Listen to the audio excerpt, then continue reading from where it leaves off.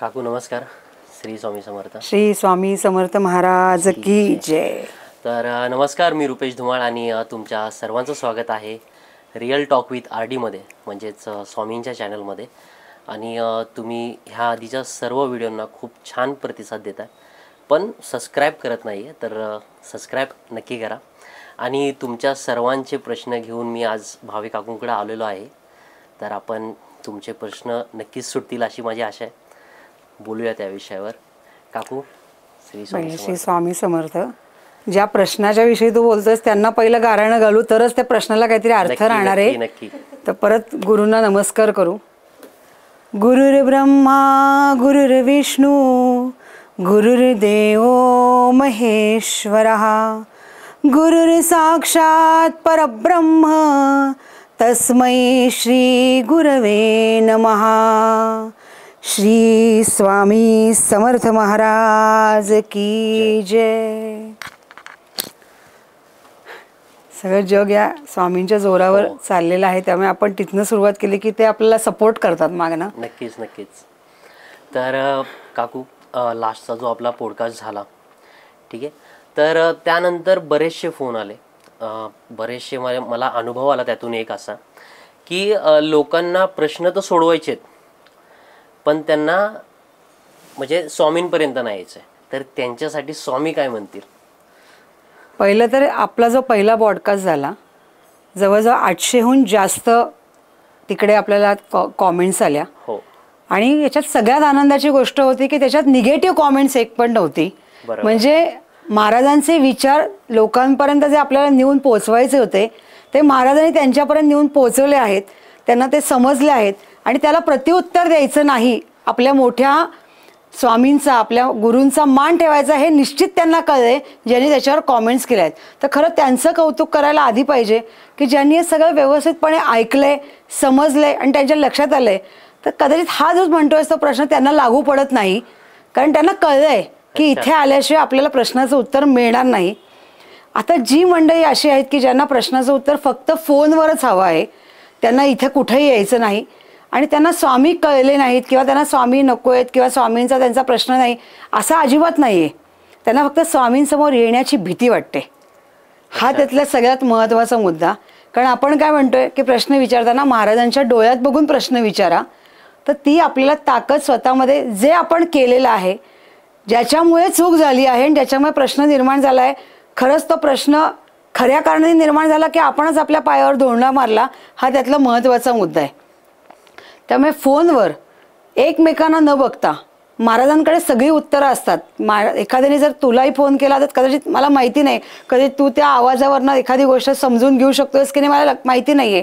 पण जर मला काही फोन आले तर महाराज तातडीने फोनवरच बऱ्याच गोष्टी सांगत असतात त्या व्यक्तीबद्दल, पण ते सांगतात फोनवर नाही, त्याची कर्म पहिले संपवायला लागतील, त्याला इथे यावं लागेल, अक्कलकोटला जावं लागेल आणि मग त्याला मी त्या प्रश्नातनं बाहेर काढीन, 1,00,000% बाहेर काढीन. पण त्याला कळलं पाहिजे तो खूप जवळ आलाय महाराजांच्या आणि फक्त महाराजांना येऊन स्पर्श करत नाहीये.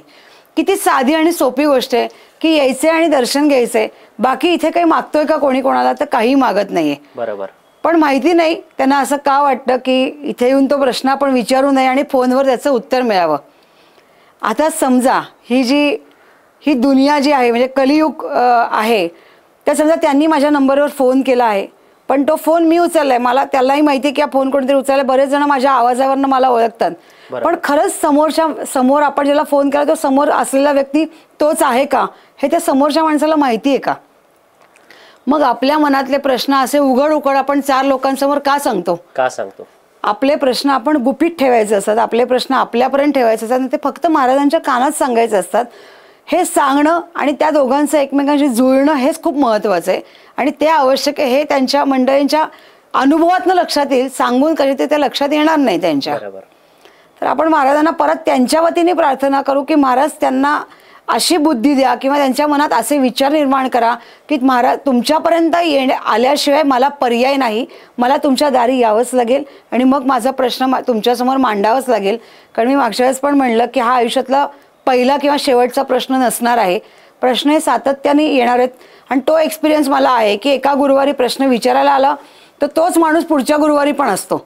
आणि महाराज सरांना सांगतात 1 महिना परत यायचं नाही प्रश्न विचारायला. अरे काहीतरी महाराजांनी जे सांगितले ते तर कर, माळा करायची तर माळा कर, तुला काही करायला सांगितलं तर ते कर, किंवा थोडा जे वेळ द्यावा लागतो आपलं कर्म क्लिअर करायला ते तरी कर. मग ते कसं केलं नाही तर पुढचा प्रश्न समोरून.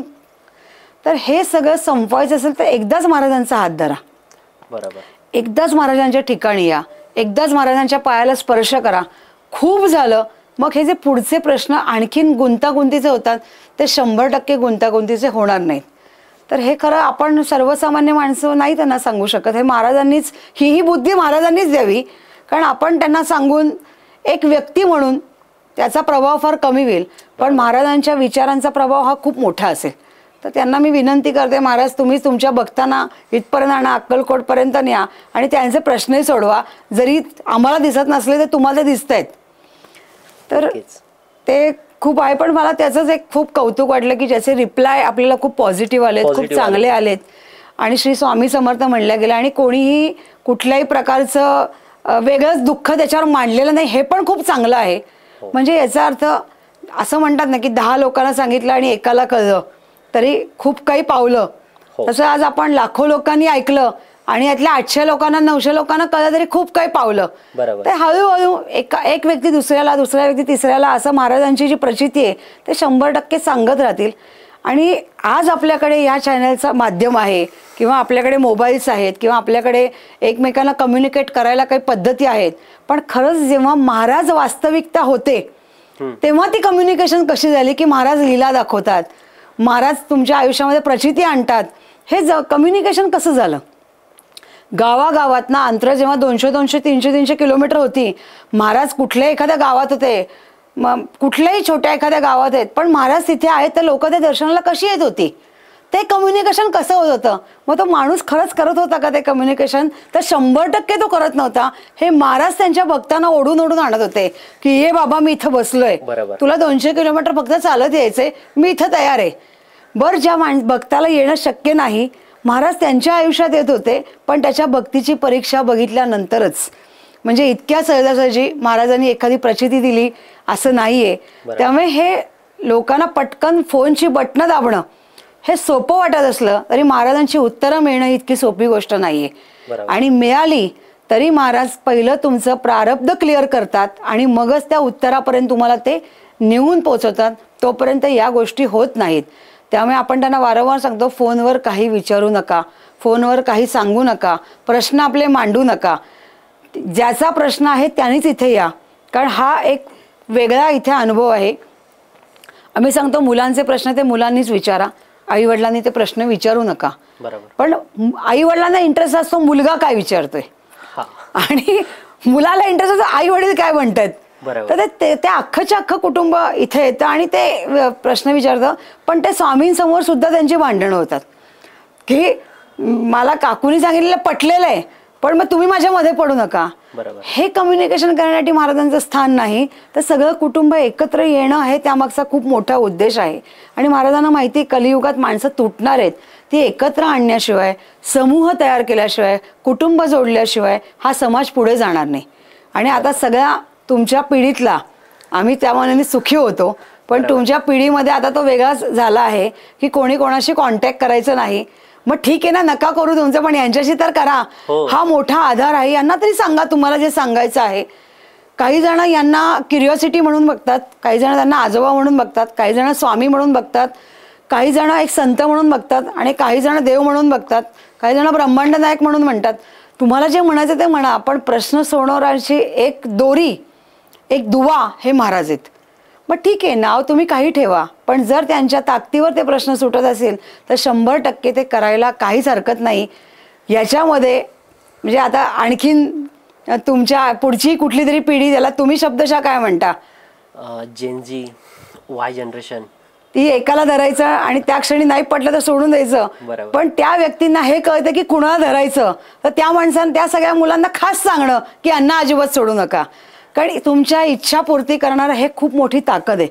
मग कुठल्याही पिढीची असो, कुठल्याही पद्धतीची असो, काही असो, पण हा आणि स्वामींनी ती प्रचिती तरुण वयातही, म्हणजे महाराजांचं आता गंमत अशी की महाराजांच्या लीला खूप आहेत, त्यावेळच्याही आहेत, आजच्याही आहेत. आणि त्या मुलांना सुद्धा तो एक्सपिरियन्स येतो. फक्त त्यांचं ते मन मोठं नसतं की तो एक्सपिरियन्स त्यांनी मान्य करावा. पण आजकाल हळूहळू माझा यावर विश्वास आहे की कुठलीही पिढी असो ते हळूहळू या अध्यात्मात या दिशेने चाल, कारण त्यांना कळलंय की माणूस खरा म्हणजे आपण जातो ते आपल्या एखाद्या प्रश्नाचा गैरफायदा घेतला जातो. पण आपण जेव्हा एखाद्या ठिकाणी जातो तेव्हा त्याचा गैरफायदा घेतला जात नाही, तर आपले प्रश्न त्यातनं सुटतात. तर माझ्याकडे आत्ता एक मुलगा येतो, तो सिंधी मुलगा आहे, त्याला वडील नाही आहेत, त्याला आई आहे, आई प्रचंड आजारी असते, झोपून असते पूर्णपणे. त्याला आपल्याच ब्रॉडकास्टवरनं कळलं की इथे महाराजांचं घर आहे आणि तो यायला लागला. त्याला सगळी इथे आपल्याकडे सगळी तरुण मुलं सेवेला आहेत. त्याला इतका आनंद झाला की मी पण इथे सेवा करणार, मी पण इथे सेवा करणार. महाराज म्हणलं त्याला सेवा बिवा द्यायची नाही अजिबात. हो म्हणलं महाराज त्याला करायचे करू द्या ना. ठीक आहे म्हणले, पाण्याचा जार धरायला लाव आणि लोकांना पाणी द्यायला लाव. तो इतका रमला, त्याला असं वाटतं जोपर्यंत पाण्याचा जार हातामध्ये येत नाही आणि मी लोकांना पाणी पाजत नाही तोपर्यंत त्याचं समाधान होत नाही. तर इथे तो जैनजी आहे का तरुण आहे का म्हातारा आहे हा प्रश्न नाहीये, हा कुठल्या पिढीचा कुठल्या सालाचा प्रश्न नाहीये. त्याला महाराजांनी जे वळण लावलं, कारण आपल्याकडे पाणी देणं, तहानेला पाणी देणं हे आपले संस्कार आहेत. मग ते कुठल्या पिढीने केले महत्वाचे नाहीयेत, तर हे दिल्या गेले खूप महत्वाचं आहे. आणि ज्ञान कोण देतं, तर महाराज देतात. आणि तो समाधानी असतो की मला कुठेतरी याचा आधार आहे. महाराजांचं एक काय म्हणतात त्याला, मी कुठेही येऊन या घरामध्ये येऊन मी महाराजांची कधीही सेवा करू शकतो आणि तो सातत्याने येतो. त्यामुळे तुमची ही जी पिढी आहे किंवा ही जी तक्रार आहे, मी पालकांची तक्रार आहे की मुलं आमच्याकडे लक्ष देत नाहीत किंवा आम्हाला खरं सांगत नाहीत, हे तर खूप मेजर प्रॉब्लेम आहे की ते खरं सांगत नाहीत. पण मी खरंच पालकांना असं विचारेन की त्यांनी खरं सांगितलं तर तुम्ही खरं मान्य कराल का. हा सगळ्यात महत्वाचा बघा की समजा तो म्हणला की माझा हा गुंड मित्र आहे किंवा हा माझा चांगला मित्र आहे किंवा ही माझी मैत्रीण आहे, तर तुम्ही ते मान्य कराल का, तुम्ही त्याला समजून घ्याल का पहिलाच विरोध दाखवाल. तर पहिलं त्यांना समजून कोणी, आणि ही तक्रार आता जे आई वडील आहेत त्यांची मागच्या पिढीबद्दल होती की ते आम्हाला समजून घेत नव्हते. त्यामुळे हे सगळं जुळणं एखादी गोष्ट, मग कधी कधी असं वाटतं की पहिलं त्यांनी महाराजांना सांगावं. आणि महाराज अनेकदा मुलांना सांगतात तुम्ही घरी आई वडिलांना ही गोष्ट सांगा, तर ते म्हणतात की माझे आई वडील माझं ऐकणार नाहीत, विरोध करतील. त्यांना सांगितलं नाही, तुम्ही बिंदास सांगा, विरोध करणार नाही. आणि याच्यामधला बदल या घरामध्ये जाणवलेला आहे. त्या मुलांनी घरी जाऊन एका मुलाचं एका मुलीवर प्रेम होतं, ते स्पष्ट बोलायचं तर, आणि ती ज्या पद्धतीची मुलगी, त्याला खात्री होती की माझ्या आईला ही मुलगी अजिबात आवडणार नाही. पण त्याला सांगितलं नाही, तू ही मुलगी 100% घरी जाऊन सांग की ही मुलगी मला आवडली. त्यांनी सांगितलं. पुढच्या वेळेस ती मुलगी, त्याची आई, हा तो स्वतः, त्याचे वडील आणि त्यांच्या मुलीची फॅमिली ही सुद्धा परत इथे आली. म्हणजे हे जे आहे महाराजांचा जो पाठबळ आहे की कुटुंबामध्ये एकत्रीकरण येणं, माणूस आहे तिथे संघर्ष होणारच आहे, प्रश्नच नाही. पण शेवटी आपल्या कुठला तरी गुरु असणं, त्याचा आधार असणं ही नितांत महत्वाची गरज आहे आणि महाराज ती गरज पूर्ण करतायत. तर हे त्यांचे खरोखरच फार मोठे उपकार आहेत की अनेक लोकांना ते एकत्र आणत आहेत. आणि मी तुला आज या गोष्टीकरता महाराजांचा इतका मला जो काही म्हणजे अनुभव म्हण किंवा लोकांना इथे येणाऱ्या अनुभव म्हण, तर मी फक्त लोकांना एक विनंती करेन की तुम्ही पैसा टाको और तमाशा देखो असं महाराजांच्या दारी होत नाही. कोणीतरी त्यांना मागितलं फोनवर तुम्ही एवढी दक्षिणा द्या आणि मी तुमचा प्रश्न सोडवीन, तर असं 100% होत नाही. दक्षिणा देऊन प्रश्न सुटत नाहीत. जर तुम्हाला असं वाटत असेल की मी पैसा दिला म्हणजे माझा प्रश्न सुटला, तर असं नाही. तुम्ही त्या कुठल्या व्यक्तीला पैसा देताय, त्याचं काय आहे हे पण तुम्ही लक्षात घ्या. आंधळेपणाने समाजामध्ये वावरू नका. मग जे असं म्हणलं जातं की बाबा देवाच्या नावाखाली फसवणूक झाली किंवा आम्हाला फसवल्या गेलं, तर ही चूक त्या समोरच्या माणसाची नाही, ही तुमची आहे. तुम्ही डोळे उघडे ठेवा, त्या स्थानावर जा. म्हणून महाराज म्हणतात स्वामींच्या घरी या. तिथल्या स्थानावर जाऊन तिथे खरंच काय चालतं, मग अंतर किती आहे हे महत्वाचं नाहीये.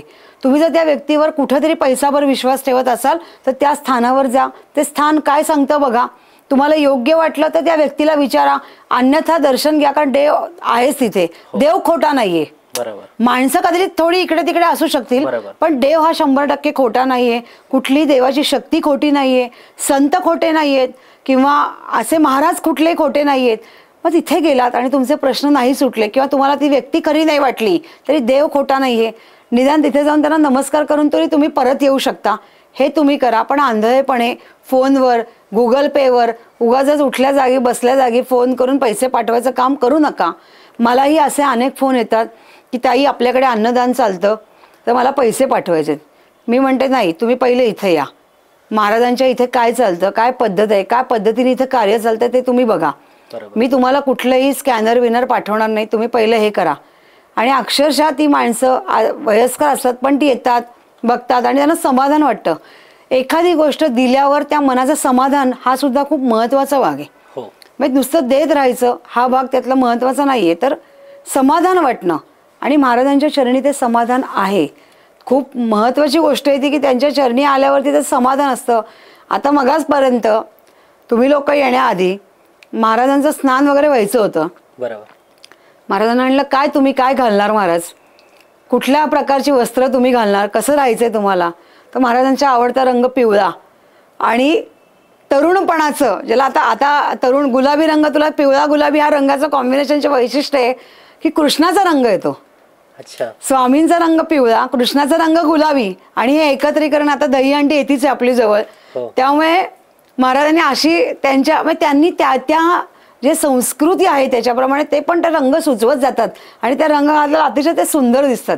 तर हे त्यांचं हसतायत, आत्ताही हसतायत की त्यांना ते काय करून हवंय हे निश्चित सांगतात. मग अशी शक्ती ज्या ठिकाणी आहे तिथे तुमची लोकांनी येऊन दर्शन घेणं आणि आपलं गोष्ट तिथे ठेवणं ही खूपच गरजेची गोष्ट आहे. हो, नाही खरंच. म्हणजे मध्यंतरी 1-2 जास्त नाही पण 1-2 असे फोन आले मला की म्हणजे आम्ही इकडे तिकडे गेलो, भरपूर पैसे घालवलेत.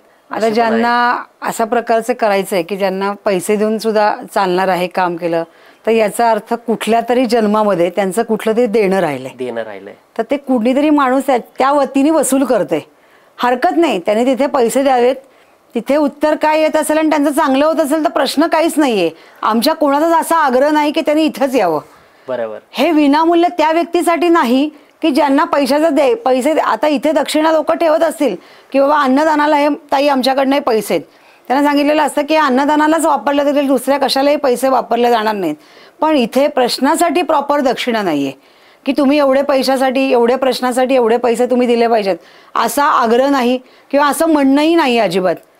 पण जर महाराजांना त्या माणसाकडनं काही कुठल्या तरी जन्मातली परतफेड करायची असेल तर महाराज असंच व्हायब्रेट करतात, दिशाभूल करतात आणि त्याला व्हायब्रेट त्यांना सांगतात की इथे पटकन काहीतरी मिळतं. आणि ज्यांना वाटत असेल की दुसऱ्या ठिकाणी जावं, पैसे देऊन जावं, त्यांनी अवश्य जावं, त्यांनी जरूर पैसा खर्च करावा. त्या अनेक ठिकाणी पैसे खर्च करतायत पण त्यांनी त्या व्यक्तीचा वेळ घालवू नये जे समाजातल्या आणखीन काही लोकांसाठी कार्य करतायत जिथे त्यांनाही पैशाची अपेक्षा नाही आणि समोरच्या माणसाकडे द्यायला पैसे नाहीत. आज अशी समाजामध्ये परिस्थिती आहे की त्या ऑलरेडी खूप मोठ्या संकटात आहेत आणि त्यांना खरंच पैसे देणं शक्य नाही, त्यांचे स्वतःचेच पैसे खूप अडकलेत. बरोबर. मग जेव्हा महाराज त्यांना इथे आणतात किंवा ताईंकडे कुठे नेत असतील की ज्या काही विनामूल्य काही एखादं कार्य केलं जातं त्या अर्थी त्यांचं कुठलं देणं लागत नाहीत, ते फक्त फसल्या गेलेत किंवा ते कळत नकळत व्यवहारामध्ये अडकले गेलेत. तर त्यांना बाहेर काढायचं काम महाराज पैसे न घेता सुद्धा करतात. हो, याच्यावर फक्त ते त्यांची श्रद्धा बघतायत, पैसा बघत नाहीत. पण ज्यांना आज असं वाटतं की माझ्याकडे वेळ नाहीये किंवा माझ्याकडे फक्त रविवार मिळतोय, मला कुठे जाता नाही कारण आपल्याकडे फक्त गुरुवार आहे. गुरुवार तोही संध्याकाळचा आणि 5 ते 9 आणि प्रश्न असतात ते आपले दुपारी 2 ते 2:30च्या मध्ये आपण त्यांना रांगेत उभं राहायला सांगतो आणि महाराज खूप काळ त्यांना थांबवतात आणि त्याच्यानंतर ते कुपन देतात म्हणजे प्रश्नासाठी आणि वरती आलं तर कुपन काढून घेतात आणि सांगतात मला उत्तर द्यायचं नाही या माणसाला. इथपर्यंत पण अवस्था आहे. म्हणजे नुसतं सगळ्या पैशांनी गोष्टी होत नाहीत तर त्यांच्या इच्छेने त्या होतात. जरी त्यांनी एखाद्या व्यक्तीला पैसे दिले, त्या व्यक्तीला त्यांना समाधान वाटलं की मी दक्षिणा दिली आहे, मला याचं उत्तर मिळालंय, हे उत्तर खरंच पूर्ण होणार आहे का, त्यालाही काय करायला लागेल, वेळेचीच वाट बघावी लागेल. आणि महाराज काय म्हणतात, मी तुझं सगळं चांगलं करीन पण तुला योग्य वेळेची वाट बघावी लागेल. दोन्हीकडे उत्तर सारखंच आहे. एकाकडे महाराज काही मागत नाही, महाराज फक्त श्रद्धा मागतात आणि दुसरीकडे महाराज सुद्धा मागत नाहीत, तो व्यक्ती पैसे मागतो. महाराज म्हणतात मी व्यवहारात नाही, मला त्यात पडायचं नाही आणि मला त्याच्यात तुमच्याकडनं मला काही नको, नाही तर एका लंगोटीवर महाराज कशाला फिरले असते. बरोबर. म्हणजे याच्यावरनं मला महाराजांची त्यावेळेची लीला अक्षरशः एक आठवतीये. मी तुला फक्त एवढंच सांगेन की मी कुठल्याही त्यांच्या जुन्या भक्तांची नावं घेत नाही, कारण कधी कधी असं होतं की त्यांच्या जुन्या भक्तांमधले जर काही वंशज असतील तर त्यांना कुठेतरी असं वाटतं की अरे म्हणजे घ्यायचं का नाही, मी यातमध्ये पडत नाही, मला लीला सांगण्यामध्ये महत्त्व वाटतं जास्त. तर महाराज ज्यावेळेस पूर्ण फिरत होते, अनेक ठिकाणी फिरत होते आणि महाराज एका गावामध्ये आले आणि तिथल्या एका व्यक्तीला, प्रचंड श्रीमंत व्यक्ती होता, त्याला असं वाटलं की महाराजांनी माझ्या घरी यावं आणि त्यांनी तिथे प्रसाद घ्यावा, जेवण करावं आणि खूप छान पद्धतीने ते कार्य त्यांनी करावं, म्हणजे सगळं आपलं घर खूप आनंदी राहावं असं त्याला वाटत होतं. आणि महाराजांनी विनंती करायला आला की महाराज तुम्ही याल का म्हणजे माझ्याकडे जेवायला याल का. तर ते महाराज म्हणले हो येईन मी, लाग तयारीला. प्रचंड श्रीमंत होता, तयारीला म्हणजे पंचपक्वानाच्या जेवणाशिवाय त्यावेळेचं म्हणजे महाराज असतानाचं सगळी तामजाम, सगळं एकदम सगळं चकाचक घर केलेलं. अनेक लोकांना त्यांनी म्हणजे महाराज येणार म्हणून बोलवलं, गर्दी झाली त्याच्या घरासमोर प्रचंड. आणि त्याच्या जो हाताखालचा व्यक्ती होता म्हणजे त्याचा कामगार होता, तर त्याला सगळ्या कामाला लावलं, म्हणजे इकडे साफसफाई कर, अमकं कर, त्याला जे आता तुम्ही त्याला आत्ताच्या काळातला सेवक म्हणता तर त्या टाईपमध्ये, तर त्यांनी सगळं त्यांना करायला लावलं. तर त्यांनी सगळं साफसफाई केली. आता महाराजांच्या येण्याची वेळ झाली, सगळे त्यांच्या पूजेची तयारी केली.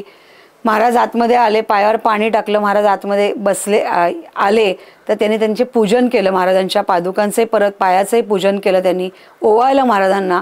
आणि महाराज काय लंगोटीवर फिरत होते, ते घरी आल्यावरती त्यांना म्हणले की महाराज हे मी वस्त्र देतो, हे सोळं आहे, ते तुम्ही घालावं अशी माझी मनापासून इच्छा आहे. तर महाराजांनी ते सोळं घेतलं आणि पटकन घातलं त्यांनी आणि प्रसन्न मुद्रेने ते महाराज बसले.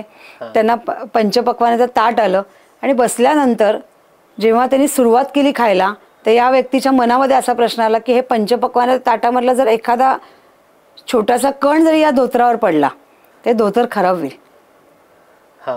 तर हे धोतर खराब झालं तर मी त्यांना आत्तापुरतं ते घालायला दिले, त्याच्या मनात काय कायमस्वरूपी नाही दिले, हे मी ते आलेच म्हणून घालायला दिले. अच्छा, आता हे सांडलं तर हे खराब होणार, मी परत नाही घालू शकणार, एवढं महागाचं धोतर येते, सोळं येते. आणि हा विचार महाराजांना कळला. महाराजांनी तिथे धोतर सोडून दिलं आणि ते म्हणले घे तुझं वस्त्र, मी निघालो. म्हणजे महाराजांच्या समोर पंचपक्वानाचं ताट होतं तरी महाराजांनी मला बाबा छान छान मिळतंय म्हणून त्यांनी ते स्वीकारलं नाही. महाराजांनी त्या व्यक्तीची भक्ती बघितली, त्यांच्यावरचा विश्वास बघितला, त्यांच्यावरची श्रद्धा बघितली आणि त्यांना असं वाटलं की माझ्या श्रद्धेमध्ये किंतु परंतु येतोय. त्यांनी तिथे सोडून दिलं आणि महाराज आहे त्या परिस्थितीत निघून गेले. लोकांना त्याच्याकडे एवढी गर्दी झाली होती, महाराज 2 मिनिटं पण थांबले नाहीत आणि हा विषय सगळीकडे पसरला गेला. तेव्हा यूट्यूब, मोबाईल नव्हतं तरी विषय पसरला गेला आणि सगळ्या गावांमध्ये हा विषय झाला की महाराज अशा पद्धतीने कोणाची पर्वा करत नाही, त्याला श्रीमंत असो नाही तर गरीब असो, त्यांना त्यांच्या श्रद्धेविषयी, भक्तीविषयी त्यांना प्रेम आहे, त्याच्यावर विश्वास ठेवला, श्रद्धा ठेवली तर महाराज त्या ठिकाणी, मग तो गरीब आहे का श्रीमंत आहे ते बघत नाहीत. बरोबर. हे सगळं झाल्यानंतर तो जो सेवक होता त्या श्रीमंत माणसाचा, त्याला असं वाटलं की अरे खूप वाईट झालं हे, यांनी असं मोह ठेवायला नको होता, काय गेलं असतं एखादं सोळं, यांना काय कमी आहे का, दुसरं काहीतरी घेतलं असतं त्यांनी. पण जेव्हा हे सगळं तो विचार करता, तो म्हणला बघा आम्ही इथे तळमळतोय की महाराज आमच्या घरी यावेत आणि या माझ्या घराला साधं सगळ्या चिरा पडलेल्या आहेत आणि महाराजांना मी कसं बोलवणार, मला इथे बसायला जागा नाही आणि महाराजांना मी प्रसाद म्हणून तरी काय देऊ, मला दूध घेण्याची पण माझी जास्त ऐपत नाही आहे, मला तो नीट माणूस पगारही देत नाही, तर मी काय करायचं त्यावेळेस. तर त्याला खूप असं वाटत होतं की मी कुठून पैसा गोळा करून मला महाराजांना घरी बोलवायचे. तर ते नवरा बायको फार चिंतेत होते आणि त्यांच्या समोर त्यांचा देवारा होता आणि त्या देवारामध्ये रामाची मूर्ती होती, अतिशय सुंदर अशी रामाची मूर्ती, ती पितळ्याची. तर त्यांनी ठरवलं मनामध्ये की हे बघ आता मी तुझं काही ऐकणार नाही, मी ठरवलं या रामाच्या मूर्तीला मी विकून टाकणार आणि त्याचे जे पैसे येतील ते पैसे मी महाराजांच्या जे आदर सन्मान आहे त्याच्याकरता मी वापरणार. आणि त्यांनी ती मूर्ती हातात घेतली ती आणि तो सगळा देवारा असा एकदम रोकापोका झाला, काही त्याला उरलंच नाही त्या देवाऱ्याला, एकच मूर्ती ती त्यांच्याकडे. ते बायको म्हणली किती वाईट वाटतं या मी देवाऱ्याकडे बघून. मग ते म्हणले की ठीक आहे ना, आता आपल्याला काय देवाऱ्याचं उपयोग, आपण देवाला घरी बोलवतोय, या देवाऱ्याचा काय उपयोग आहे. म्हणून त्याने तो देवारा उचलला आणि गंमत अशी झाली की त्या देवाऱ्याच्या खाली पैशाची जुडगं होतं. ते कुठून आलं माहीत नाही, ही महाराजांची निव्वळ लीला होती. त्याला कळेना मी काय करावं, त्याला म्हणजे ठेंगणं झालं आकाश की मी काय करावं. हातात रामाची मूर्ती, स्वामींबद्दलची श्रद्धा आणि हातामध्ये दिसणारा पैसा. महाराजांनी त्याला मोहात अडकवलं होतं 100%. त्यालाही पैसा दिला होता महाराजांनी, पण त्यांनी एकच विचार केला, पैशाचं ते उघडलं, खूप नाणी होती त्याच्यामध्ये आणि त्याची गंमत तो म्हणला की जेवढे महाराजांच्या स्वागतासाठी जेवढे पैसे मला हवे आहेत, ही मूर्ती न विकता तेवढंच फक्त मी वापरेन आणि हे सगळं मी स्वामींच्या चरणी अर्पण करीन, मला यातला 1 रुपया पण नकोय. ही आहे महाराजांवरची श्रद्धा, महाराजांवरची भक्ती. तू तयारीला लाग, बायकोला म्हणला, मी त्यांना बोलवायला जातो. आणि तो निघणार तितक्यात महाराजांनी दारात हाक मारली, काय रे मला बोलवायला निघालास का? हा का मी घरात आलो. ही जी श्रद्धा आहे ना, ही हवी आहे महाराजांना. पैसे नको आहेत महाराजांना, महाराजांकडे खूप आहे. महाराजांच्या लीला अशा आगाध आहेत, श्रीमंतांनाही ते नको नको करतील आणि गरिबांना गरिबीपासून मुक्त करतील. अशा स्वामींना तुम्ही काय देणार हो? ते जे मागणारे आहेत ना, ते वेगळे आहेत, त्यांना स्वामी कळलेच नाही आहेत. त्यांना ठीक आहे, त्यांचं चरितार्थ चालत असेल या कामाला तर निश्चित चालू दे, पण त्यांना स्वामी कळलेत कितपत, हा खूप मोठा मुद्दा आहे. महाराजांनी कधी कोणाला मागितलं नाही, न मागता पूर्णपणे दिलं. अगदी म्हणजे असं त्यांना कळे ना की मी असं काय केलं की मला मिळालं. अशा अनेक गोष्टी आहेत. म्हणजे आता मी परत सेवकांची नावं घेत नाही, पण स्वामींच्या आजूबाजूला जे सेवक होते, ते स्वामींची रोज पूजा करायचे किंवा स्वामींचे पाय दाबायचे, अशाही सेवकांना महाराजांनी शिक्षा केल्याशिवाय ठेवलं नाही. त्यांनाही हकलून दिलं, त्यांनाही शिक्षा भोगायला लागली. चुकीला शिक्षा आहेच असं महाराजांच्या दारी होतं. हा माझा जवळचा भक्त, हा माझा लांबचा भक्त, असं कधीच महाराजांनी केलं नाही. मग अशा ज्याला काय म्हणतात न्याय निवाडा करणाऱ्या देवाला तुम्ही पैशात का तोलताय? बरोबर. त्या व्यक्तीत का अडकताय? तुम्ही स्वामीत अडका, स्वामींना एकदा धरा, स्पर्श करा. आणि कुठंच काही मिळालं नाही तर मी नेहमीच म्हणते अक्कलकोटला जा. आणि आत्ताच अक्कलकोटचा हा अनुभव मला सांगावासा वाटेल खास, की आत्ता अक्कलकोटला आम्ही गेलो, आपला पॉडकास्ट नुकताच झाला होता. अक्कलकोटच्या आम्ही ह्याला गेलो, गुरु मंदिरात गेलो. आधी वटवृक्षाला दर्शन घेतलं आणि मग आम्ही गुरु मंदिरात गेलो. आणि गुरु मंदिरात सगळ्यांना माहिती की गुरु मंदिर म्हणजे बाळप्पा महाराजांचं मठ. आणि गुरु मंदिर ह्याच्या करता म्हणलं जातं की तिथे गुरु परंपरा आहे. म्हणजे बाळप्पा महाराज म्हणजे स्वामींचे शिष्य बाळप्पा महाराज, बाळप्पांचे शिष्य गजानन महाराज, अशा पद्धतीने ती गुरुची परंपरा आहे त्या ह्याच्यामध्ये. आणि अतिशय सुंदर आणि शांत असा मठ आहे तो. आणि महाराजांच्या पायाचे ठसे उमटलेत, कारण महाराज असताना तो मठ झालेला आहे. आणि त्यात त्यांनी छान चौकोन वगैरे केलं की कोणी पाय देऊ नये वगैरे. आणि आम्ही असं नमस्कार करून तिथपर्यंत गेलो, दर्शन घेतलं छानपैकी. आल्यावरती तिथे शांत वातावरण, त्या झाडाखाली बसलो होतो आम्ही, जे गेलो होतो पौर्णिमालाच गेलो होतो आत्ताच्या. आणि एक अतिशय म्हणजे ह्याला गरीब म्हणावं का ह्याला काय म्हणावं, याला दरिद्री म्हणावं का काय म्हणावं असं नाही, अशा वेगळ्याच अवतारामध्ये एक माणूस आला आमच्या समोर. अतिशय गचाळ, म्हणजे याच्याशी बोलायचं का नाही, कपडे असे खूप गचाळ आणि हे सगळं वेगळाच होता. तो समोर आल्यानंतर तो माझ्यासमोर येऊन उभा राहिला. आता ठीक आहे, आता काहीतरी आता समोर आला माणूस की आपण थोडंफार हसतो, म्हणजे आपला एक थोडासा संस्कार म्हणून आपण हसतो त्याच्या. तर त्यांनी पण हसला आणि तो म्हणला, ताई मी तुमचा पॉडकास्ट ऐकलाय आणि त्या पॉडकास्टमध्ये तुम्ही सांगितलं ना की तुम्ही पौर्णिमा करत जा. मी एवढे हादरले, म्हणलं महाराज तुम्ही माझी परीक्षा बघताय. मी ज्या माणसाला त्याच्या रूपावरनं तो श्रीमंत आहे का गरीब, मी माझ्यासारखी व्यक्ती सुद्धा तिथे फसते, तिथे त्याचं मन मला कळू शकलं नाही जे तुम्हाला कळतं. आणि त्याला मनात काय आलं की मला ज्याच्यामुळे कदाचित हा मार्ग सापडला की पौर्णिमा करायचं, ही निमित्त मात्र ही बाई होती. आणि स्वामींनी हे वदवून घेतलं होतं की तू पौर्णिमा करायला अक्कलकोटला ये. हे सगळं कुठेतरी जुळून येत होतं. आणि तो म्हणला मी सुरू केल्यात पौर्णिमा, माझी पहिलीच पौर्णिमा आहे आणि आता मी 3 पौर्णिमा मी करणारच आहे. म्हणलं किती छान, म्हणजे काहीतरी सांगावं महाराजांनी आणि ते पूर्ण व्हावं. आणि त्याच्यानंतर ते म्हणलं मी ताई इथे तुमच्या इथे बसू का? मग तो शेजारी बसला. तर म्हणलं माझ्या मनात एक बारीक शंका आहे की तुम्ही पौर्णिमा करायला सांगताय, अक्कलकोटला जायला सांगताय, स्वामींच्या घरात यायला सांगताय, पण मग आम्ही तिथे जाऊन करायचं काय? म्हणलं आम्ही स्वामींची सेवा कशी करायची, आम्ही नक्की त्यातनं काय करायचंय? तर मी म्हणलं महाराजांची जर कुठल्याही मठात, मोठ्या मठात जाऊन सेवा करायची असेल तर तुम्ही सरळ झाडू घ्यायचा, महाराजांचा मठ स्वच्छ करायचा, छान पुसून घ्यायचा आणि ती जागा स्वच्छ करायची जिथे आपले महाराज वास्तव्याला आहेत. बरोबर. तर मी म्हटलं हीच सेवा झाली महाराजांची. महाराजांना वेगळं काही नको आहे काय, जिथे अन्नदान चालतं ती भांडी घासा, असं काही काही वेगळं बोलत होते मी त्यांच्याशी. तर त्यांनी मला सांगितलं की काल मी अक्कलकोटला पोचलो आणि मी याच मठात रात्री आलो होतो आणि एका वयस्कर माणसाने माझ्या हातामध्ये झाडू दिला आणि मी तो मठ झाडून काढला. म्हणजे काल जे त्यांच्या आयुष्यात घडवलं ते दुसऱ्या दिवशी महाराजांनी त्याला शिक्कामोर्तब केला की हो हे असंच असतं. मठाची सेवा माझी सेवा म्हणजे हीच. ज्या ठिकाणी माझे अनेक भक्त येतात ते ज्या पावित्र्याने येतात ती जागा ही स्वच्छ असावी, ती छान असावी. मी प्रत्येक ठिकाणी वास्तव्याला आहे तर मला स्वच्छ जागा करून दे. आणि त्याला इतका आनंद झाला की जे माझ्याकडनं काल घडवलं तेच महाराजांनी निश्चित केलं की हो मला हेच करायचंय. आणि मग तो गेला आणि म्हणलं चला आता तुम्ही पुढच्या पौर्णिमेला, आता आम्ही पण पुढे जातो. आणि मग आम्ही तिथनं बाहेर पडलो. तेही खूप आनंदी होऊन तोही आत गेला. मग त्याच्यानंतर आम्ही समाधी मठात आलो जिथे म्हणजे माझा प्रचंड जीव आहे. ते समाधी मठात आल्यावरती पौर्णिमेची प्रचंड गर्दी होती, लाईन होती. आता काय होतं या सगळ्या तुमच्या आम्ही त्या ह्याच्यावर दिसत असल्यामुळे अनेक लोक या गर्दीत ओळखत असतात. पण त्यावेळेस आमचं ते काम नसतं. महाराजांच्या चरणी वाकायचंच असतं, विलीनच व्हायचं असतं.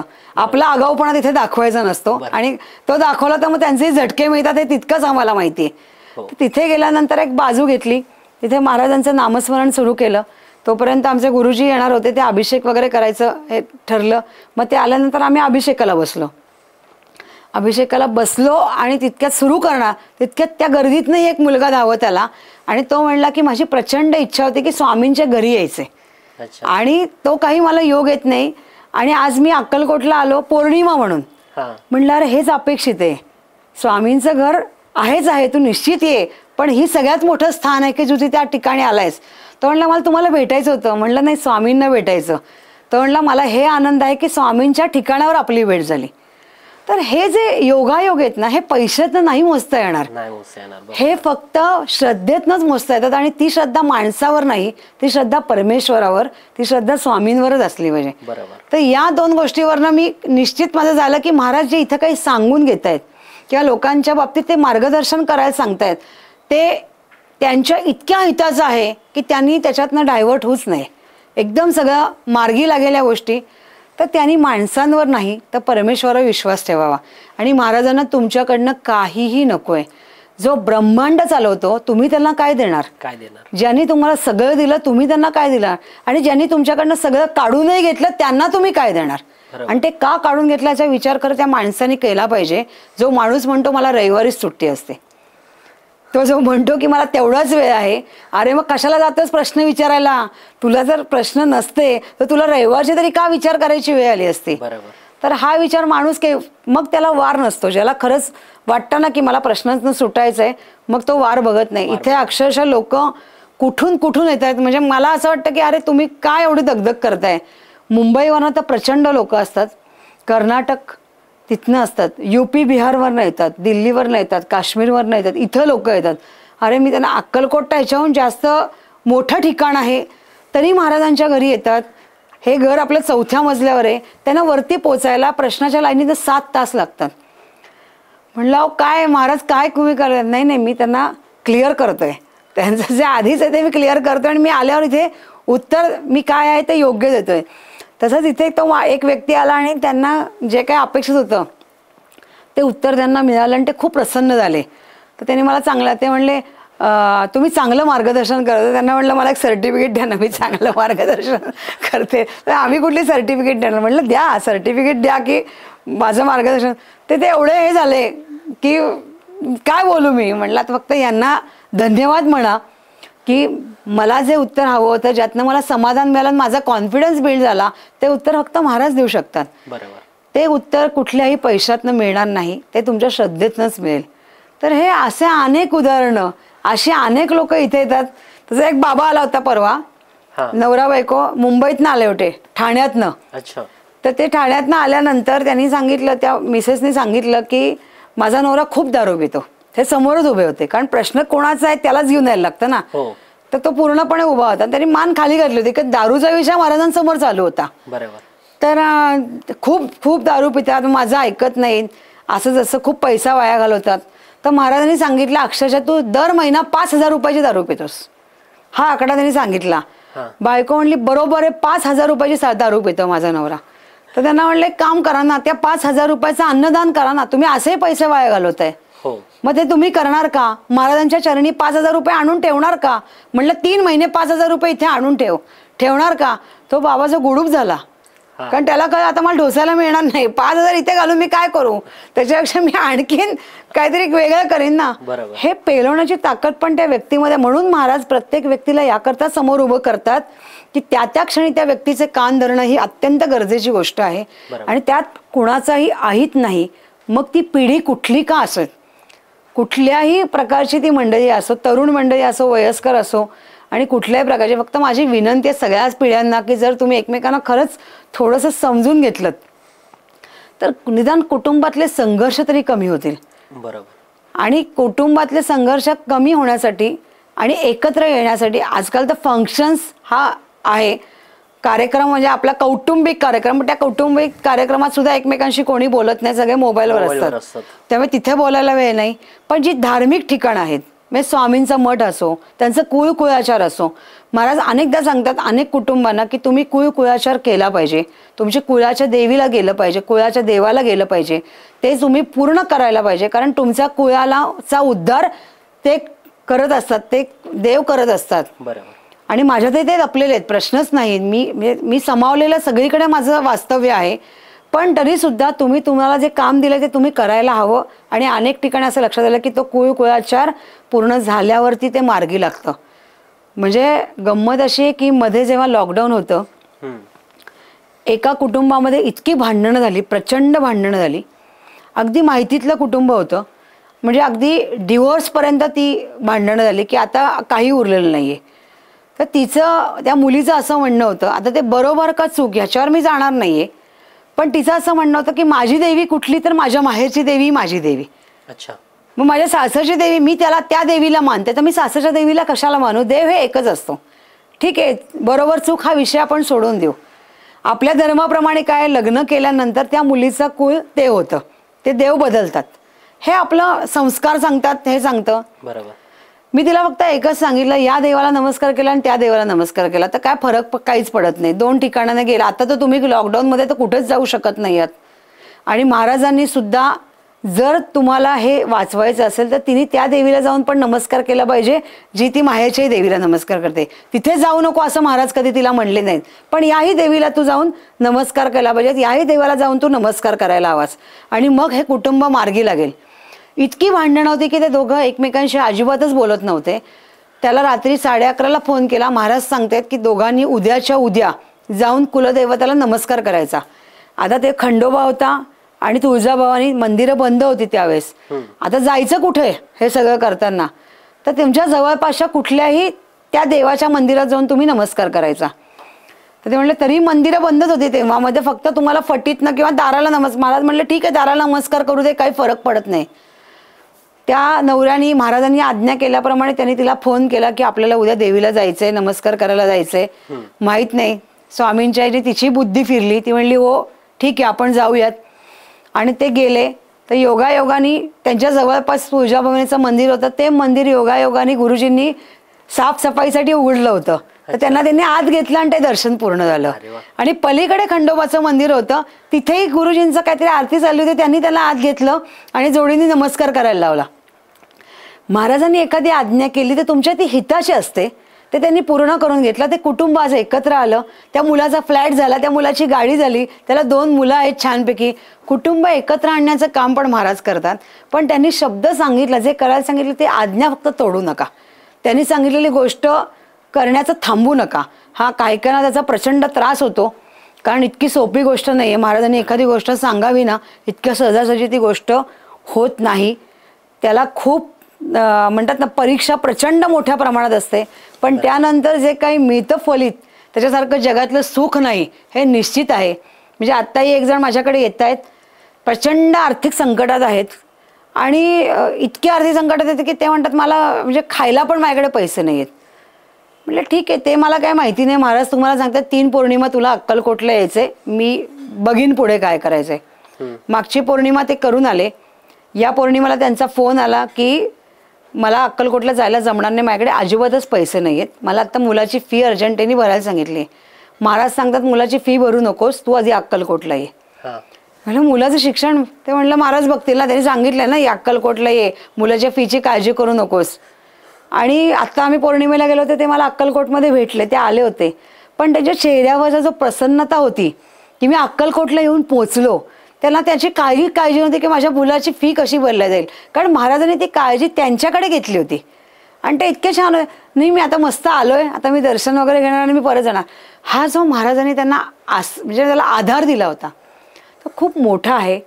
यात परत आणि मी अक्कलकोटलाही बघते, तिथे सगळ्यात जास्त गर्दी, तुम्ही ज्यांना काय तुम्ही आता शब्द वापरलात त्याच मंडळींची गर्दी सगळ्यात जास्त आहे. तरुण मंडळींचीच गर्दी सगळ्यात जास्त आहे. आणि चांगल्या पद्धतीने झब्बे बिब्बे घालून नटून थटून महाराजांना दर्शनाला येतात. म्हणजे जी संस्कृती आहे ना, कुठल्या पिढीला तोडायची नाहीये.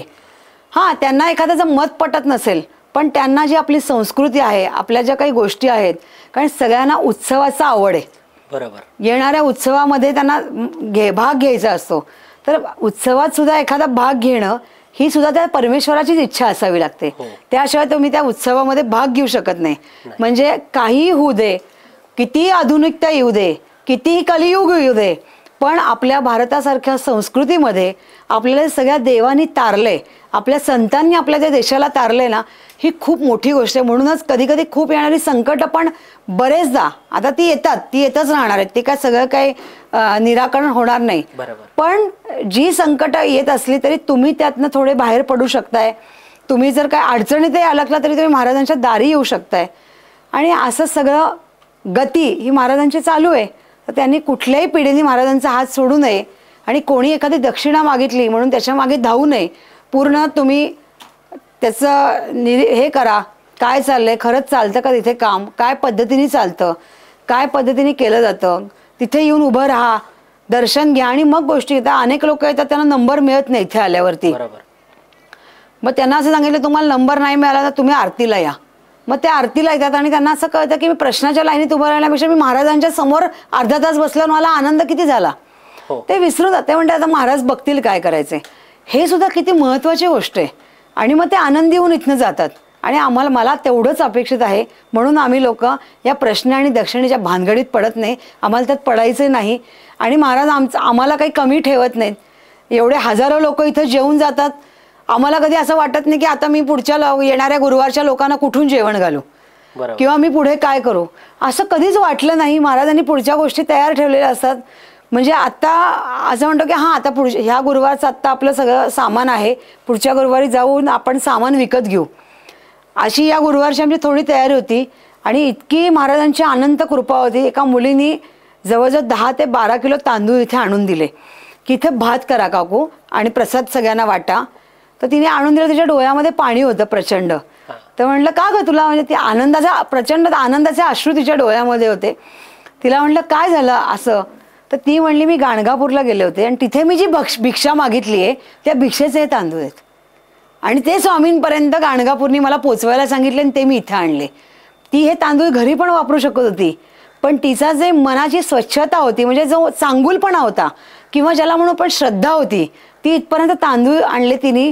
तिला असं वाटलं की हे तांदूळ आज किती लोकांच्या तोंडी जातील. भिक्षा तिने मागितली त्याचं पुण्य तिच्या पदरी पडलंच पडलं. पण ती जी आली तर पूर्वी म्हणायचं ना एका दाण्यातनं 7 घास निघतात. बरोबर. तर तसंच इथे कुठेतरी तिचं ते नेचर होतं आणि तिने ते तांदूळ इथे ठेवलं ते. आणि तिला एक खूप आनंद होता की मला खूप आनंदाची गोष्ट आहे की मी तिथनं गाणगापूरवरनं तांदूळ इथे यावे. याचा अर्थ गाणगापूरच्या दत्तानी सुद्धा तो एक वेगळ्याच प्रकारचा आशीर्वाद दिला आणि ते इथपर्यंत येऊन तांदूळ पोचले. ही सगळी रचना त्या परमेश्वराची आहे. बरोबर. त्यामुळे अशी अनंत कृपा त्यांची आपल्यावर राहो आणि ते तशीच राहो.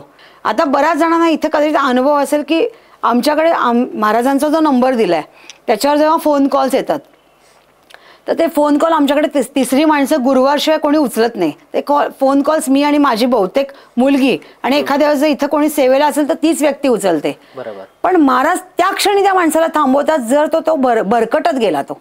त्याचं काम काय आहे, फोन कशासाठी आहे तर तुम्हाला जर इथे यायचं असेल तर तुम्हाला एकदा पत्ता कन्फर्म करण्यासाठी आहे आणि वेळ कन्फर्म करण्यासाठी. फालतू गप्पा मारण्यासाठी हा फोन नाही, भावनिकतेसाठी हा फोन नाही. आणि ना हा प्रश्न विचारण्यासाठी फोन आहे. तुम्ही फक्त भावनिकता कुठे अपेक्षित आहे, फक्त महाराजांकडे आल्यावरती अपेक्षित आहे.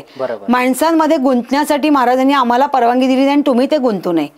तर एवढं करतात ते. आम्हाला पुढचं कोणी बोलायला लागतं, बाबा तुला पत्ता कळला, बाबा तुला सगळं कळलं, वेळ कळली, सोड आता ते पुढचं महाराजांशी बोल.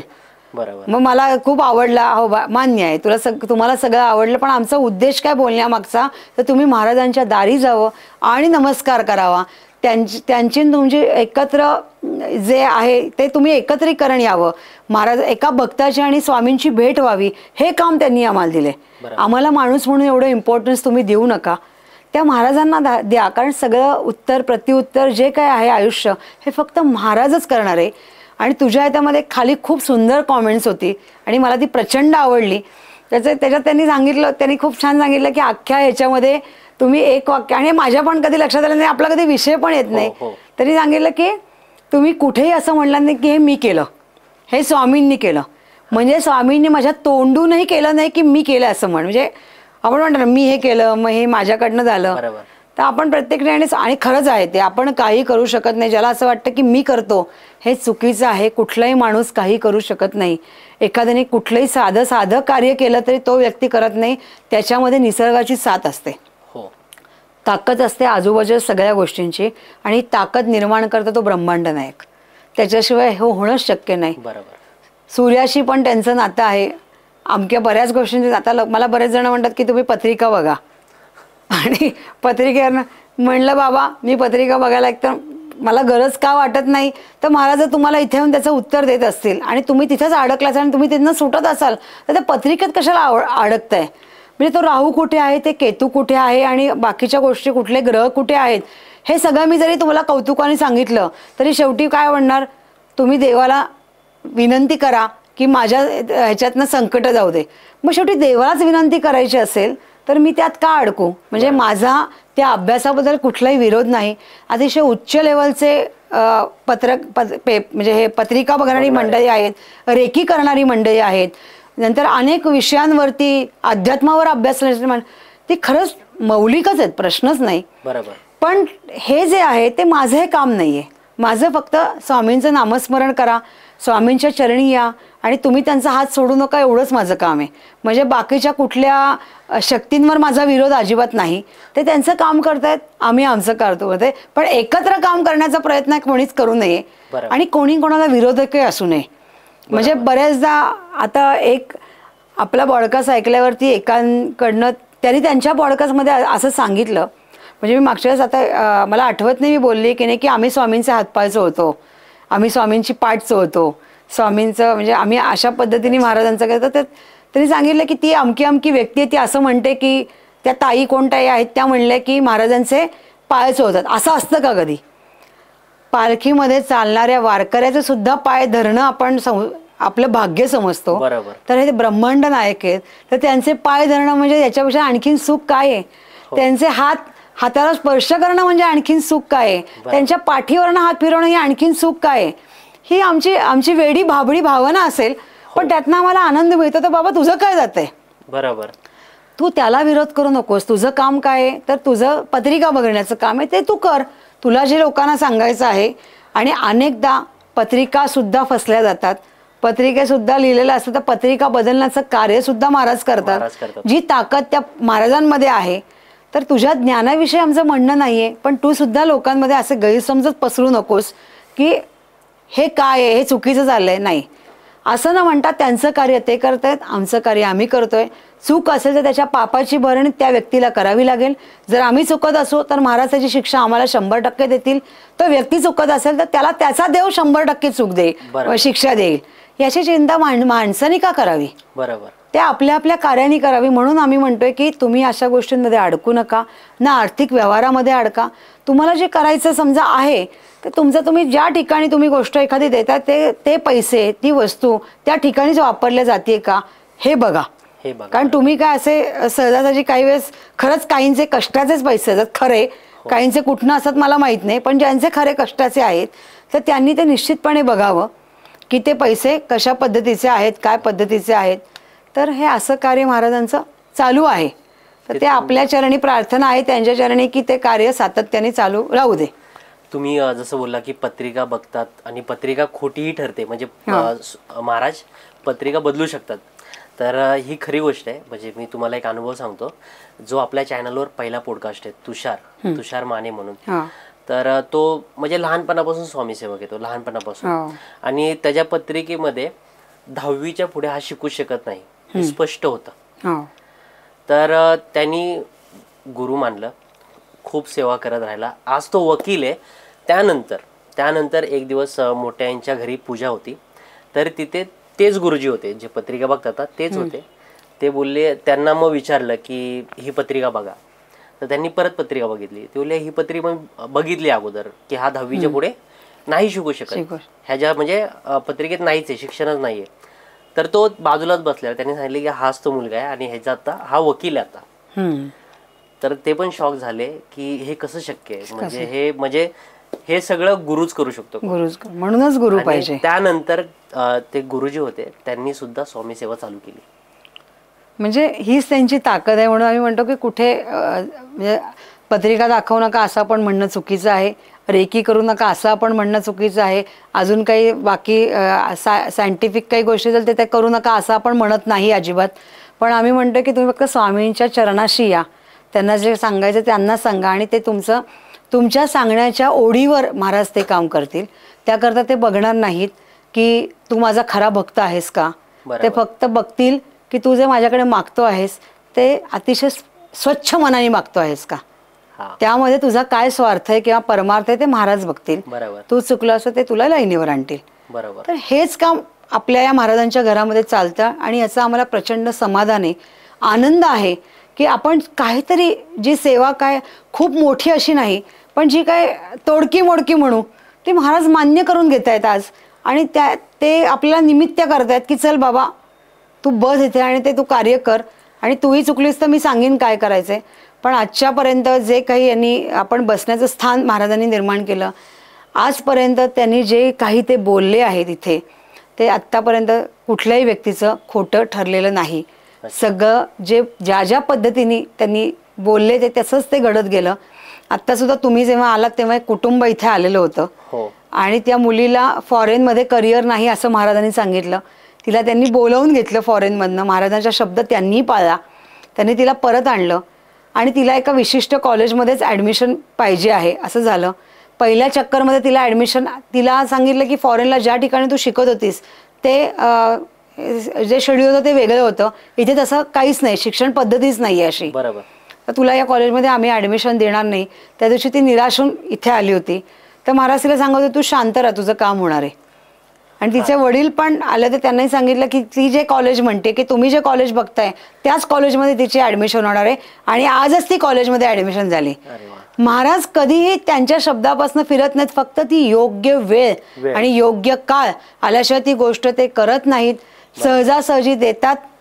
तो गुरु नव्हे, जो कान धरून देतो तो गुरु. म्हणजे पुढच्या जो दुखणारा कान लक्षात येतं की आपण परत त्या चुका करायच्या नाहीयेत, आपण भरकटच जायचं नाहीये, कारण यांचा कान धरणं कोणाला परवडत नाही. त्यामुळे उलट असाच गुरु असावा जो स्पष्टपणे आपल्याला एखादी गोष्ट सांगतो. तर उलट आम्ही आनंदी आहोत की अशा ते गुरु आम्हाला लाभला आहे आणि आयुष्यभर त्यांची सेवा अजूनही करता यावी हीच इच्छा आहे. बरोबर.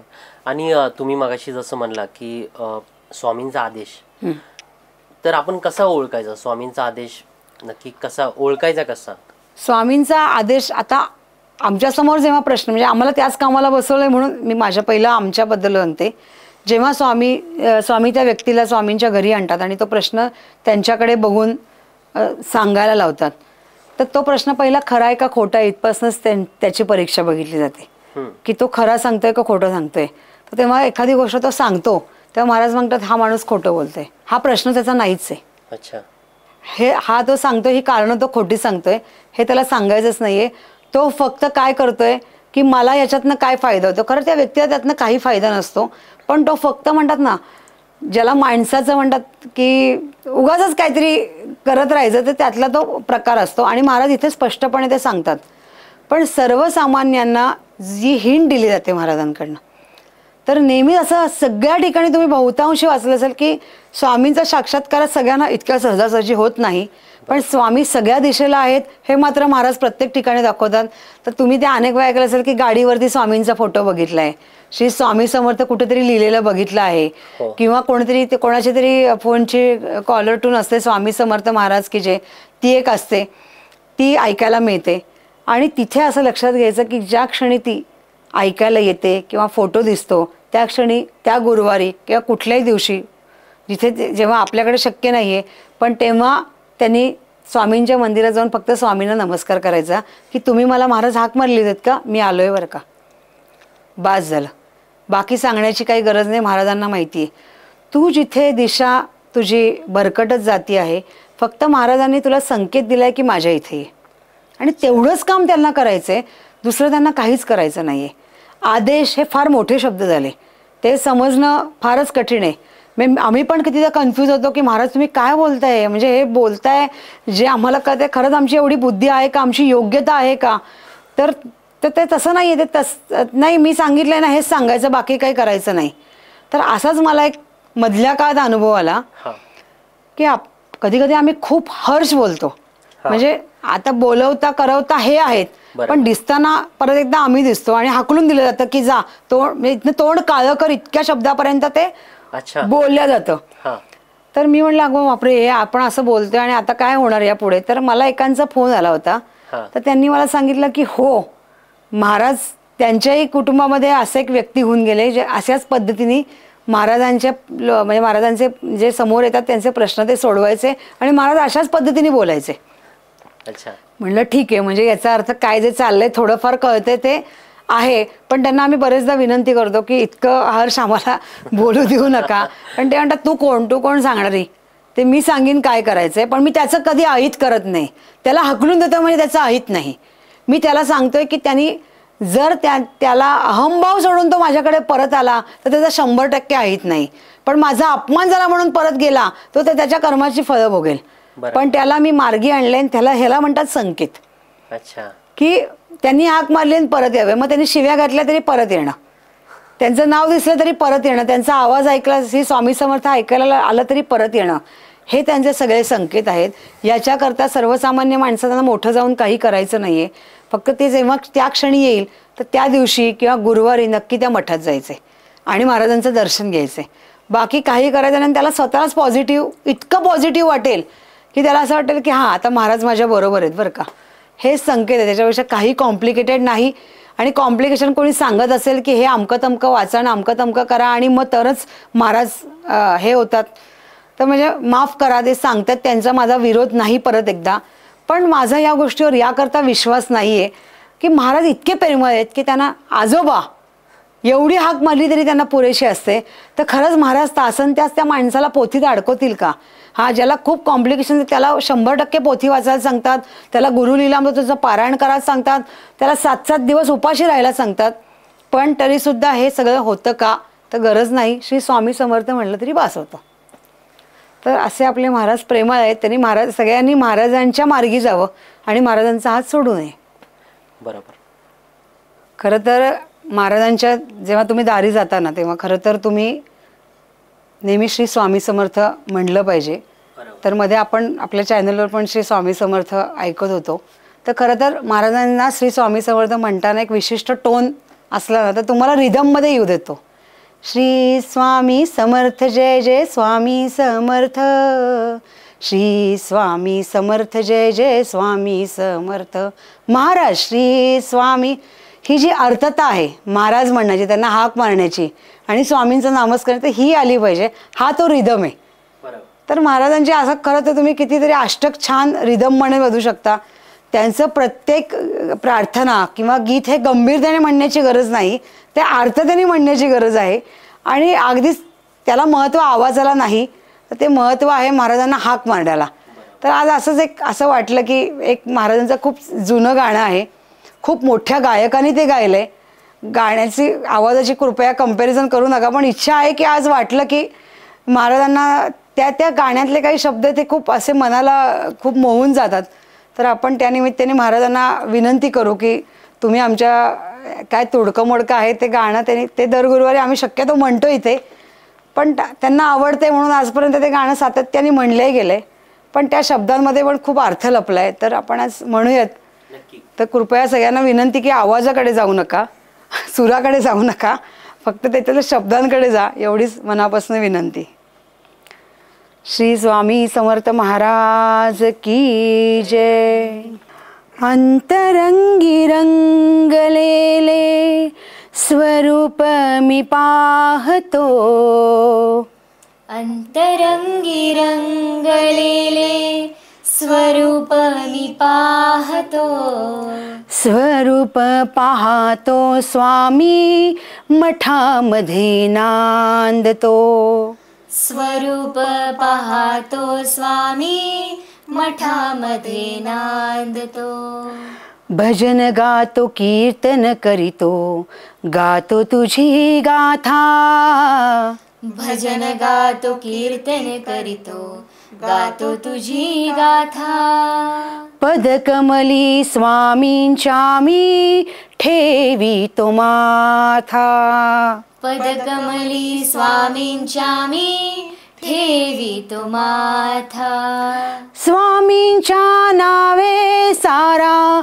ब्रह्मांड डोलतो, स्वामींच्या नावे सारा ब्रह्मांड डोलतो, स्वरूप पाहतो स्वामी मठामध्ये नांदतो, स्वरूप पाहतो स्वामी मठामध्ये नांदतो, आस पुरवा भक्ताची दावी रूप डोळा, आस पुरवा भक्तांची दावी रूप डोळा, वाट किती पाहू स्वामी जीव हा भुकेला, वाट किती पाहू स्वामी जीव हा भुकेला, सत्यवाची सत्य सारे सत्य तुची बोलितो, सत्यवाची सत्य सारे